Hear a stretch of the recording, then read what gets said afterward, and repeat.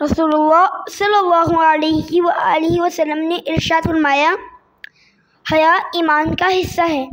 صحیح مسلم۔ جس انسان میں حیا نہ رہے وہ بڑی سے بڑی بےہودگی، نافرمانی اور فساد برپا کر سکتا ہے۔ صحیح بخاری۔ جب تم میں حیا نہ رہے تو پھر جو جی چاہے کرو۔ صحیح بخاری۔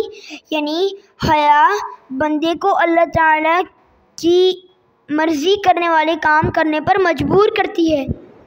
السلام علیکم، میرا نام ہے بیبرس محمد بن کامران۔ آج میں نے الحمدللہ آپ صلی اللہ علیہ وآلہ وسلم کی ایک اور نئی حدیث سیکھی ہے اور اس کو بھی میں نے ڈرائنگ کیا ہے۔ وہ حدیث ہے، حیا ایمان کا حصہ ہے۔ صحیح مسلم۔ جس انسان میں حیا نہ رہے وہ انسان بڑی سے بڑی بےہودگی، فساد، نافرمانی برپا کر سکتا ہے۔ صحیح بخاری۔ جب تم میں حیا نہ رہے تو پھر جو جی چاہے کرو۔ صحیح بخاری۔